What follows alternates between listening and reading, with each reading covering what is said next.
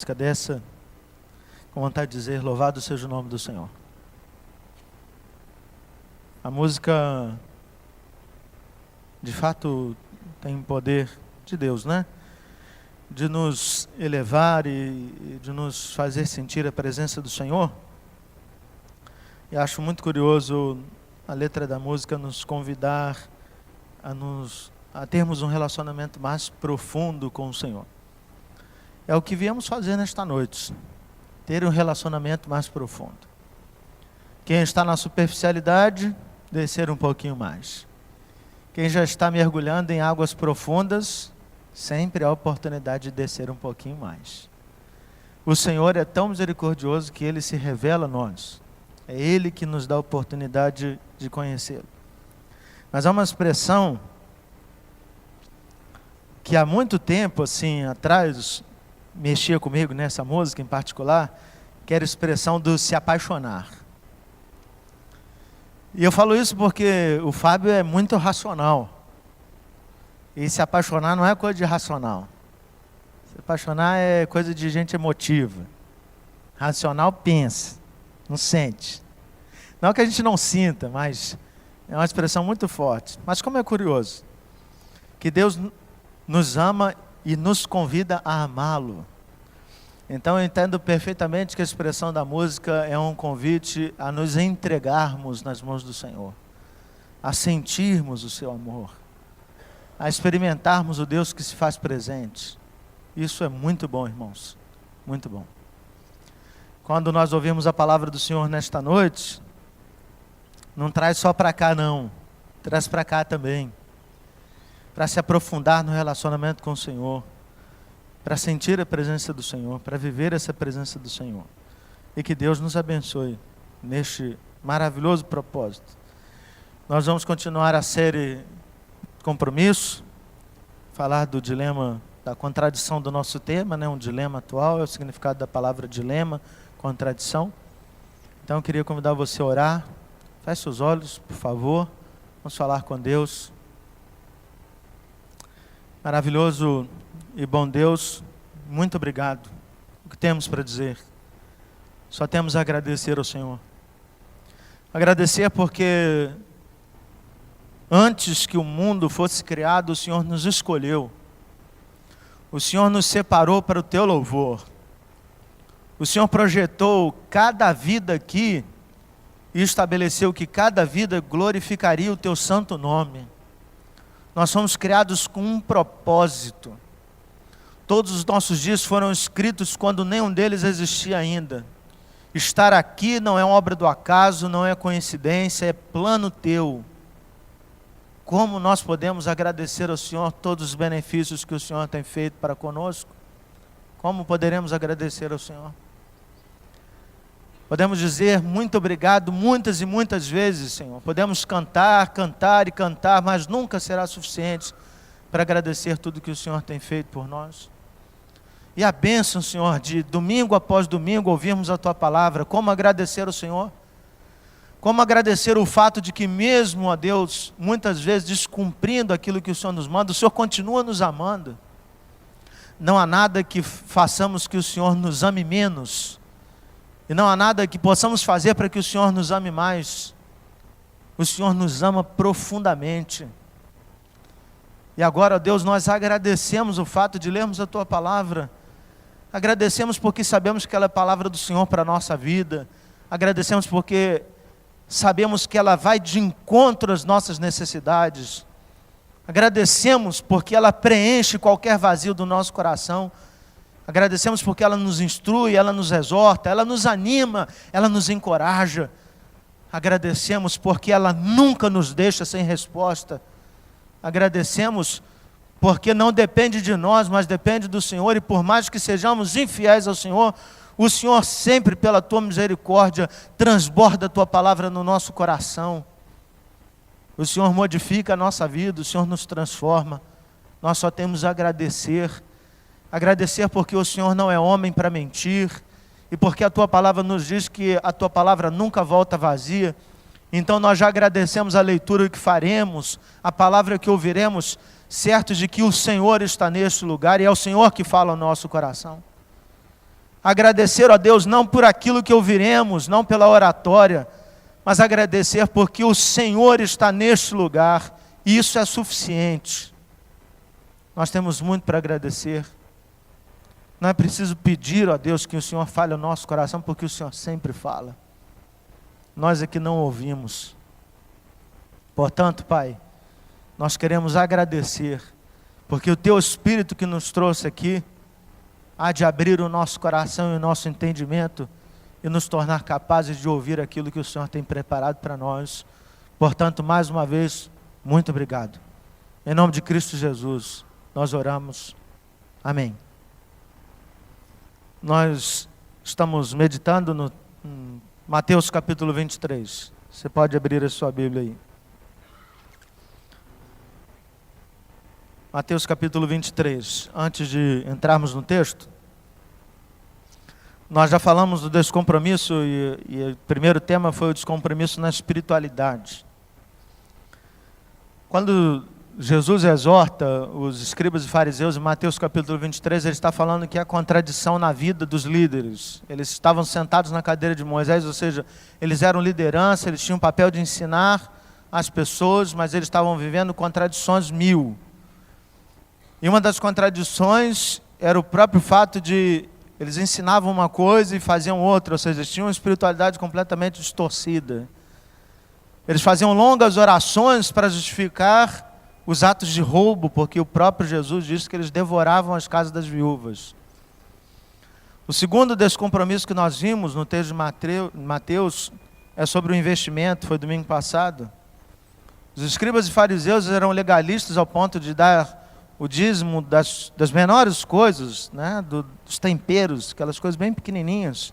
Faziam certo, mas eles esqueciam os preceitos mais importantes da lei: justiça, fé, misericórdia. Quem disse isso foi o Senhor Jesus. Então, enquanto eles investiam financeiramente no reino, dando o dízimo, eles não investiam seu tempo, não investiam suas vidas, não colocavam-se totalmente diante do Senhor. E hoje nós vamos falar do descompromisso na integridade. A primeira coisa é definir a palavra integridade. Então, quando falamos de integridade, falamos daquilo que é inteiro, a propriedade do que é inteiro. Então, estamos falando de alguém que não é dividido, não tem um coração nem lá, nem cá, nem para a direita, nem para a esquerda. É um coração que está todo colocado nas mãos do Senhor. E isso parece simples, mas não é. É o fato de estarmos aqui de corpo e alma. Pode acontecer que estejamos aqui pela metade, fisicamente, mas com a cabeça longe. Agora ou em alguma parte do culto, ou seja, podemos não estar aqui inteiramente. E isso, embora esteja relacionado à integridade, não é o aspecto principal na mensagem sobre integridade. O texto que eu quero ler com vocês é a partir do versículo 25 até o versículo 28, tem uma parte muito conhecida. E eu queria que a gente lesse junto, é um texto... Está funcionando aqui? Não. Apertei e não foi. Apertei de novo, não foi. Passa aí. E agora foi tudo? E passa aí. Está de Deus hoje não. Aí, deixa no texto. Vamos ler juntos? Ai de vós, escribas e fariseus, hipócritas, porque limpais o exterior do copo e do prato, mas estes por dentro estão cheios de rapina e intemperança. Fariseu cego, limpa primeiro o interior do copo, para que também o seu exterior fique limpo. Ai de vós, escribas e fariseus, hipócritas, porque sois semelhantes aos sepulcros caiados, que por fora se mostram belos, mas interiormente estão cheios de ossos de mortos e de toda a imundícia. Assim também vós, exteriormente, pareceis justos aos homens, mas por dentro estáis cheios de hipocrisia e de iniquidade. Se você bater o olho no texto, você percebe que Jesus está falando de uma contradição exterior e interior. Eles valorizavam o que era exterior, mas o que era interior não estava sendo cuidado. Antes da gente entender o que Jesus está falando, a gente precisa voltar no tempo, e voltar muito tempo atrás. Num tempo em que foi escrito um dos livros da Bíblia que você gosta muito de ler, chamado Levítico. Amém? Quem disse amém, que tenha muito prazer em ler Levítico. Mas Levítico é um dos livros mais difíceis de ler na Bíblia. Porque ele não nos remete à nossa cultura. Há muitos símbolos ritualísticos que a gente não consegue nem imaginar. E a dificuldade ainda é conectar aqueles símbolos a Deus. Então vou colocar um exemplo fácil. O pessoal matava animal e isso fazia referência a uma entrega ao Senhor.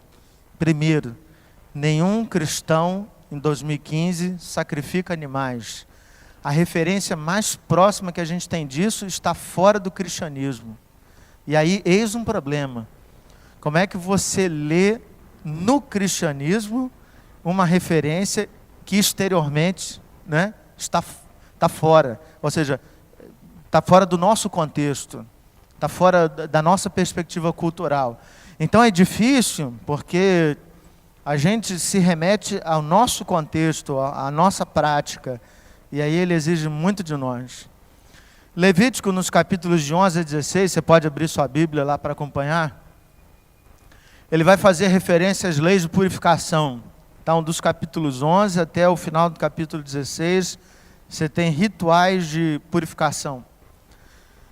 Quando o tabernáculo é construído, Deus estabelece algo muito importante para nós, no nosso tempo aqui, 2015.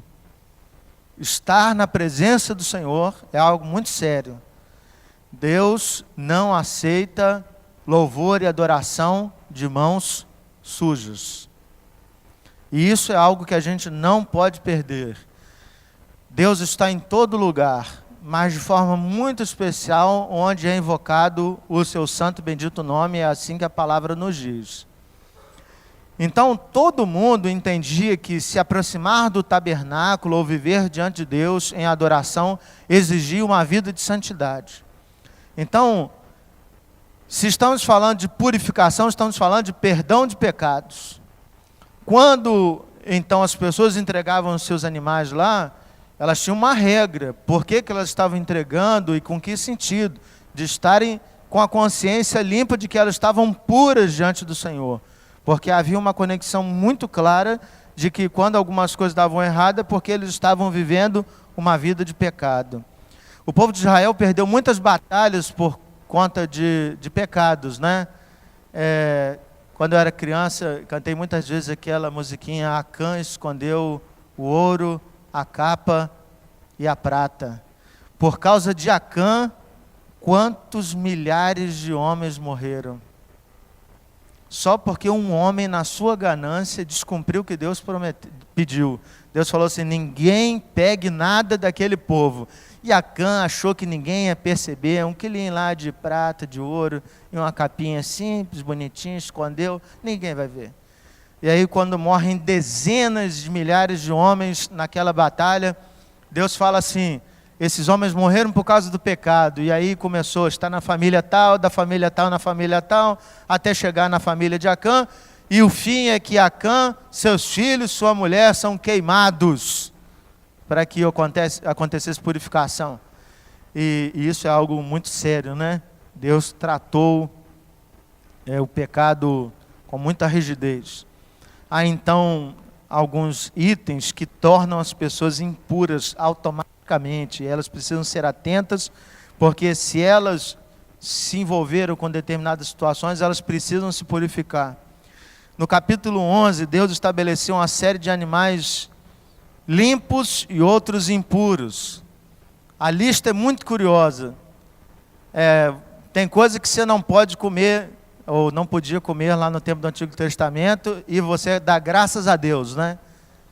Não podia comer camaleão, lagartixa. Louvado seja o nome do Senhor por isso. Essas coisas eram impuras, né? Mas tem coisas que você não podia comer se você fizesse parte do Antigo Testamento. Camarão é uma delas. Só podia comer do mar quem tivesse barbatana e escama. Significa que não pode comer camarão. Que pena, né?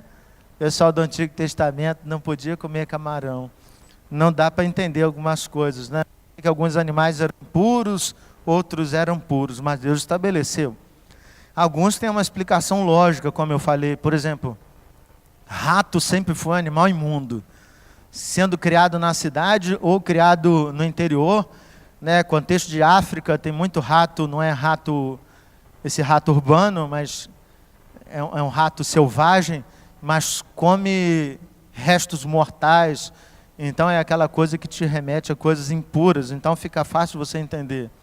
Alguém comeu um animal impuro, está impuro, precisa se purificar. Então precisa levar isso com muita seriedade. Capítulo 12 fala do parto, né? A mulher precisa se purificar depois do parto. Uma questão simples: o sangue tornava as pessoas impuras. Daí a conexão automática, não só com parto, mas com menstruação. E aquela mulher no tempo de Jesus que estava 12 anos enferma, né, com fluxo de sangue, então há 12 anos ela é impura. Se aquela mulher que se aproxima de Jesus anuncia, né, eu estou com fluxo de sangue, as pessoas tinham autorização para apedrejá-la, ela podia ser morta. Alguém impuro se aproximar de alguém impuro significa que ele está trazendo impureza para a sua vida. Que coisa, né? Louvado seja o nome do Senhor, porque as mulheres no nosso tempo não são consideradas impuras por conta disso. Capítulo 13, um capítulo todo dedicado à lepra. Doença muito comum. Então alguém que estava com lepra tinha que se purificar, se quisesse voltar ao convívio das coisas. E a lepra é um assunto tão interessante que o capítulo 14 é dedicado todo a falar das coisas que os leprosos tocavam. Então, se eu fui diagnosticado com lepra, fui expulso da cidade, estou vivendo fora, o capítulo 14 de Levítico é todo destinado a saber assim, o que é que eu faço com as paredes da minha casa, o que é que alguém vai fazer com os utensílios que eu usei. Há todo um ritual de purificação para as coisas da minha casa, as minhas roupas, o que é que ia ser feito e tudo mais. Capítulo 15, relações sexuais, homens e mulheres. Atividade sexual ou contato, há uma série de especificações, né, a respeito da sexualidade que tornavam as pessoas impuras. E no capítulo 16 de Levítico nós encontramos um ritual bem interessante, dia da expiação. Você lembra dessa história do dia da expiação? Uma vez por ano o sumo sacerdote ele tinha que pedir perdão pelo pecado dele e pelo pecado do povo, uma vez por ano. Ele entrava no Santo dos Santos. Mas antes de entrar lá, ele escolhia 2 bodes. Daí surgiu a expressão bode expiatória. Ah, você me transformou em bode expiatório. É justamente por causa disso. Ele tinha que escolher 2 bodes. E aí, tirava par ou ímpar entre os bodes. Par ou ímpar é para você entender, né? Caía a sorte entre um bode e outro. E aí um bode era escolhido para ser morto, para pedir perdão a Deus, como um ritual de sacrifício. Era o primeiro sacrifício a ser feito, era a morte do bode. Mas o segundo bode é a figura interessante do bode expiatório, ou bode emissário. Porque o sumo sacerdote, ele colocava a mão sobre o bode e transferia para o bode, exatamente isso que o texto bíblico diz, transferia para o bode os pecados de todo o povo. E mandava o bode para o deserto. E o bode ia caminhando para o deserto até ser morto lá por animais selvagens. Mas ninguém tinha autorização de comer aquele bode. Afinal, ele levava sobre si a culpa de todo o povo. E aí, depois de escolher os bodes, sacrificar o primeiro bode, de colocar os pecados sobre o outro bode, o sumo sacerdote então sacrificava um cordeiro sem defeito em favor do povo e pedia perdão, mais uma vez, pelos pecados. É interessante, né? Porque Jesus tem algumas figuras. Uma das figuras de Jesus é a figura do cordeiro. Jesus é o sacrifício também. Mas Jesus também assume a figura do bode expiatório. Ou seja, porque é em Jesus que os pecados são colocados, né? É Ele que é penalizado, é Ele que é castigado. aquela expressão de desceu ao Hades, faz referência a esse desceu às profundezas, né? Desceu à morte, experimentou o que é o deserto, e a referência àquilo que o bode passava.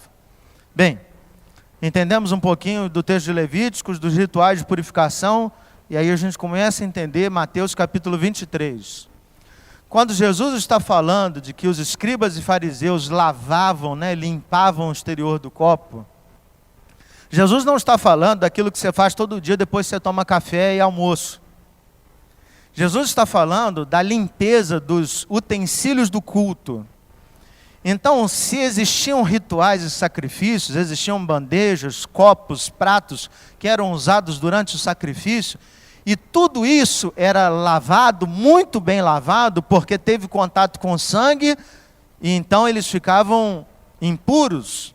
Jesus está dizendo que eles cumpriam exatamente o que dizia a Mishnah, uma das mais importantes leis do judaísmo, que diz com detalhes quantas vezes você tem que lavar, como você tem que lavar, como é que você faz para secar, o ritual todo, como você tem que fazer. Muito importante na concepção judaica deixar o objeto limpo e puro para a sua próxima utilização.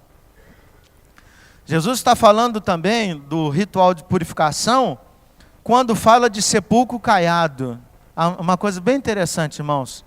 Caiado significa pintado de cal.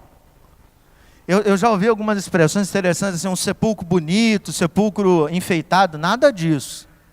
Pintado de cal, esse é o significado de caiado. Caiado pintado de cal, grava isso. E tem a ver com o ritual de purificação. Simples. Quando um judeu, ele celebrava a Páscoa, por exemplo, eles caminhavam desertos, grandes distâncias para chegar até Jerusalém. É claro que existiam cemitérios próximos às cidades, mas quando as pessoas eram mortas, né, ou quando elas morriam enterradas no deserto, era fundamental para um judeu identificar o túmulo, por uma questão simples. Se você pisar em cima da terra que está debaixo dela, tem osso, você fica impuro. Então toda sepultura era pintada de cal, simples, para dizer para o viajante, não pise aqui, porque esse território é impuro. O viajante desvia, porque se ele pisa, ele precisa passar pelo ritual de purificação, porque ele teve contato com terra, que por sinal é impura, porque estava com contato com os ossos. Bem, as leis cerimoniais, elas davam condições para as pessoas dizerem assim, Senhor, nós estamos puros aqui. Muito curioso, né? Vamos pensar em nós aqui. A diferença. Antes da gente chegar no templo, a gente não encontrou nenhuma bacia lá fora, né? Colocada pela junta diaconal, para o pessoal lavar a mão, lavar o rosto, lavar os pés, lavar. Você entrou, do jeito que você veio de casa, tomou banho ou não, Deus aceita. Você chegou aqui, nosso contexto é muito diferente. Nenhum judeu entraria para fazer ou prestar o culto sem antes ter feito o ritual de purificação. E eis uma questão que a gente precisa entender. Eles valorizavam muito o ritual de purificação porque ele era exterior, as pessoas viam. As pessoas percebiam se elas entravam no templo, se elas estavam fazendo aquilo que deveria ser feito. Mas o detalhe é que enquanto elas valorizavam o exterior, elas descuidavam de coisas interiores e esqueciam que a impureza está dentro, não fora. Nós olhamos na Academia da Alma um texto, eu queria citar de cabeça para você. Jesus falou que o que torna o homem impuro não é o que entra no homem, é o que sai. Porque a boca fala do que o coração está cheio.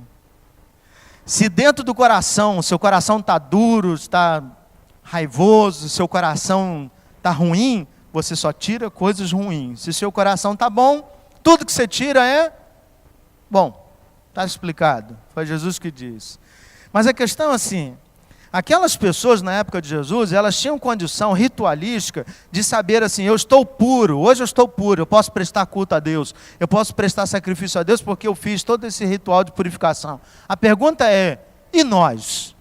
Como é que a gente faz conexão entre esse tempo de Jesus e nós? Como é que eu sei que a minha vida está pura ou não diante do Senhor? Então tem um texto que eu queria citar, eu pedi a Kelly para passar, são 3 slides, tá, Kelly? Então vamos ler juntos? Igualmente, também aspergiu com sangue o tabernáculo e todos os utensílios do serviço sagrado. Com efeito, quase todas as coisas, segundo a lei, se purificam com sangue, e sem derramamento de sangue não há remissão. Olha que coisa curiosa. O sacerdote aspergia com sangue os utensílios do tabernáculo, do templo. Então ele aspergia. Se a gente joga sangue nesse copo, você diria que ele estava sujo. Mas no conceito judaico, um copo aspergido com sangue estava limpo. Deu para entender a diferença cultural? Então tudo o que tinha sangue estava limpo. Então o cordeiro foi morto e os objetos foram limpos com sangue. É engraçado falar limpo com sangue, mas é isso mesmo. Foram limpos com sangue. Mas depois do ritual, todos os objetos tinham que ser lavados para um novo sacrifício. Então o conceito de perdão, de derramamento de sangue, é aquilo que trazia pureza para as pessoas.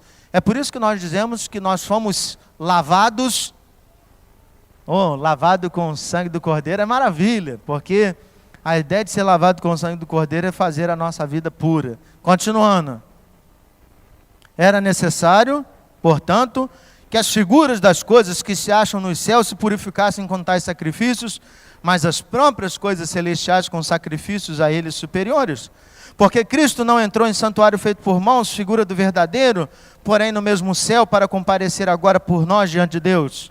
Nem ainda para se oferecer a si mesmo muitas vezes, como o sumo sacerdote, cada ano entra no santo dos santos com sangue alheio. Pode continuar, quero ler.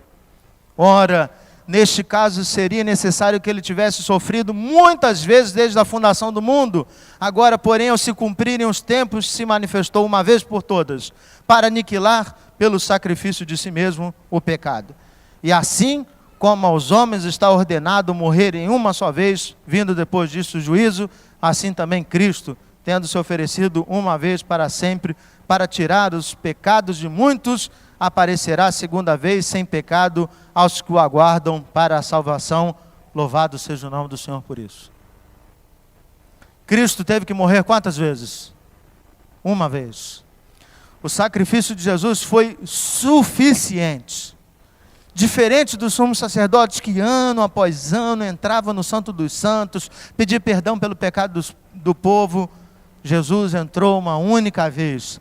E aí nós conhecemos um tema chamado graça. Jesus fez isso sem merecermos. Que maravilha! Isso põe fim a qualquer sacrifício. Eis aí a justificativa por que a gente não mata mais animal. Eis aí a justificativa de por que a gente não tem que oferecer sacrifício. Eis o motivo por que eu não sou chamado sumo sacerdote. Eis o motivo por que você é chamado de sacerdote universal dos crentes. Você é sacerdote, né? Queira você ou não. Porque você fala diretamente com o Pai, você não precisa de um mediador que não seja Jesus Cristo. Você não precisa confessar seus pecados a mim. Você pode fazê-lo diretamente com o Senhor. Você não precisa pedir a mim para que eu peça ao Pai. Você não precisa pedir à mãe para pedir o Pai. Você não precisa pedir a ninguém a não ser o Pai. É isso que Jesus fez. Se a gente entende isso, a gente entende que o sacrifício do Senhor Jesus nos libertou e nos livrou de toda aquela oferenda que precisava ser feita. Maravilha. Mas aí nós entramos num outro problema. Como é que a gente sabe que está purificado? O conceito de graça, irmãos, trouxe uma contradição, uma dificuldade para nós imensa. E olha que coisa estranha, e toma muito cuidado. Porque é um dilema do nosso tempo. Ao mesmo tempo que a gente conheceu e foi liberto do sacrifício, a gente também se libertou do cuidado com a purificação. Não, purificação é coisa de judeu, eles que faziam isso antes do culto.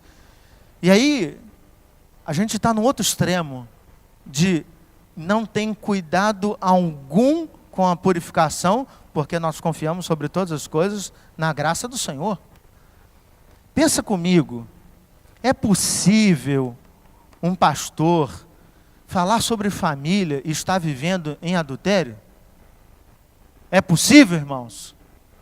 Diga em alta voz. Não, claro que não. Mas a gente não conhece casos? É possível um pastor estar pregando sobre fidelidade financeira e o cara é corrupto e ladrão? Nós estamos no outro extremo, ou seja, como não acontece mais aquele negócio do cara entrar no Santo dos Santos, com aquela vestinha cheia de sinos. E aí ele entrava, ele tinha que fazer o ritual de purificação, porque se ele abrisse a cortina do Santo dos Santos, estava em pecado, era simples, irmãos, era cair morto. Não acontece mais isso.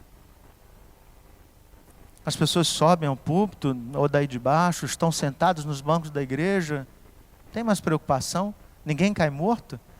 Lembra de Ananias e Safira? O dízimo, irmãos, o dízimo. Fraudaram no dízimo. E aí Pedro faz aquela pergunta: se o que você está entregando é verdade? É. O que acontece? Pum! Essas coisas não têm acontecido mais. Onde no mundo você ouviu a notícia de que crentes estão morrendo porque fraudaram no dízimo? Onde você ouviu no mundo notícia de pastores estão sendo mortos porque são adúlteros? Pastores têm morrido porque são ladrões. Onde no mundo você está ouvindo isso? Não, não está. Não está. Porque a Bíblia se cumpriu e Deus cumpriu a verdade. O sacrifício de Jesus foi suficiente, acabou, a gente não tem mais necessidade do rito de purificação. Mas quem disse que a gente não deveria se purificar antes de chegar ao templo do Senhor? Só que como a gente não tem mais ritualismo para isso, não tem mais ritual para fazer, as pessoas se perguntam como? Como é que eu faço isso? Se Deus sonda o meu coração. Isso é tão sério, irmãos, que a gente olha para um exemplo bíblico e percebe uma igreja completamente destruída pela falta de testemunho. Coloca, Carole. O apóstolo Paulo, quando vai dar instrução sobre a ceia, na primeira carta de Paulo aos Coríntios, ele cita um texto que eu acho que todo crente conhece, porque ele ouve toda a Santa Ceia. Examine-se, pois, o homem a si mesmo, e assim coma do pão e beba do cálice. A quem Deus delegou a tarefa de exame? Ao Espírito Santo? Ao pastor? Ao conselho da igreja? Aos diáconos? Ao vizinho? Ele delegou a você. Examine-se. Seja você capaz de olhar para dentro de você e perceber se você pode comer do pão e beber do cálice. O problema é que isso criou uma divisão e uma confusão muito grande, que tem gente que diz assim: puxa, eu estou em pecado, então não vou comer do pão e beber do cálice porque eu estou fazendo melhor. Mas ele está assumindo conviver com o pecado. Eis aí o problema. O problema não é comer do pão e beber do cálice, é o que você vai fazer com o pecado. Se examinou, percebeu o pecado, a pergunta é: o que faz? Porque a única coisa que não pode fazer é: não vou participar da ceia, deixa para o mês que vem. A questão é: eu percebi que a minha vida está em pecado. Senhor, tem misericórdia de mim, Senhor, de joelhos, Senhor. O que eu faço, Senhor? Eu não consigo conversar agora com o irmão que ele está sentado lá na frente. Senhor, assuma que acabou o culto, eu vou em direção a ele, vou dar um abraço nele, vou pedir perdão. Senhor, eu vou pagar a dívida que eu tenho. Senhor, eu vou assumir o compromisso, vou cumprir com a minha palavra. Senhor, eu assumo uma decisão, eu faço um voto com o Senhor. Este é o ritual de purificação do crente. Mas sabe o que as pessoas em Corinto estavam fazendo?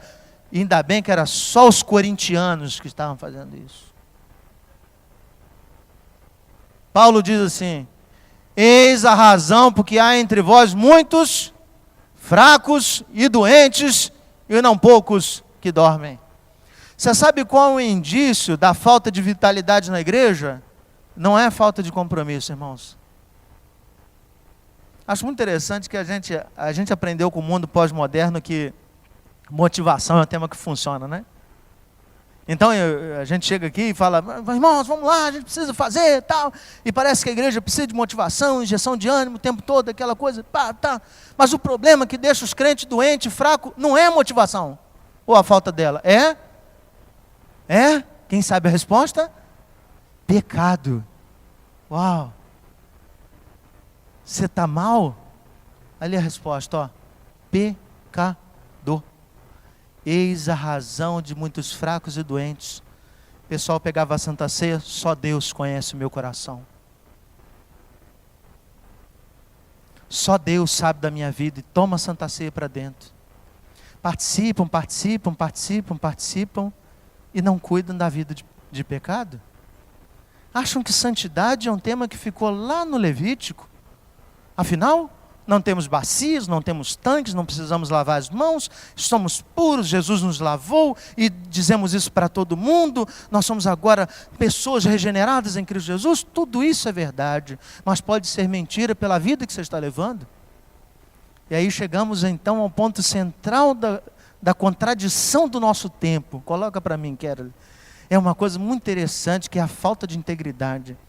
E para falar da falta de integridade, eu estabeleci as 3 excelências, fazendo referência ao pastor Fabrini Viguier, porque essas 3 foi ele que escreveu e não eu. E olha que coisa, o nosso tempo é o tempo da excelência estética. Coisa legal, você chegar na igreja e está tudo bonitinho, arrumado. Eu fico em crise, eu acho que eu tenho toque, né? Então, quando tem assim, a coisa está desarrumada, aí deixaram um copo d'água ali em cima, pecador, está saindo na filmagem, e aí coisas, tinha sido fulminado se fosse no Antigo Testamento. E aí, aquela coisa, tudo arrumadinho, excelência estética, igreja bonitinha, ó, ali está descascando, vamos pintar a nossa igreja, é uma preocupação, excelência estética, uma excelente preocupação. Ou seja, deixar as coisas bonitas, porque tudo aqui é para o Senhor. Tudo aqui para o Senhor. Excelência estética é coisa do nosso tempo. Você entra em qualquer laboratório, o laboratório ganha você quando você entra lá, cara, aquela limpeza. Funcionários arrumadinhos, bonitinhos, te atendem, cafezinho grátis, creme crack, maisena, tudo lá, maravilha. Tudo limpinho, você vai no banheiro, os hospitais, você tem médico, não sei, mas que é bonito, é. Mas a excelência estética nos ganha, irmãos. Você chega num lugar, ele está sujo, está feio, pode até ter gente lá para trabalhar, mas você vai ficar desconfiado? Vai. Coisa boa, você chegar num banheiro, está limpinho, aquele cheirinho de bom ar, lavanda. Ah, maravilha. Excelência estética, a gente precisa lutar por isso, precisa deixar os bancos alinhados, eles estão fora mesmo. Precisa deixar os bancos alinhados, luz funcionando. Não pode chegar, as coisas não estão funcionando, um calor danado, ventilador. A gente precisa de excelência, de beleza. Isso é um princípio do mundo pós-moderno e bom para a gente trazer para a igreja. Excelência funcional é como é que as coisas funcionam. Junta diaconal existe, mas está funcionando? Tem que ter excelência de funcionamento. Você imagina que você chega às 18h30, a porta da igreja está fechada. Imagine que você vai ao banheiro e não tem papel higiênico. Você vai ao bebedouro e não tem água.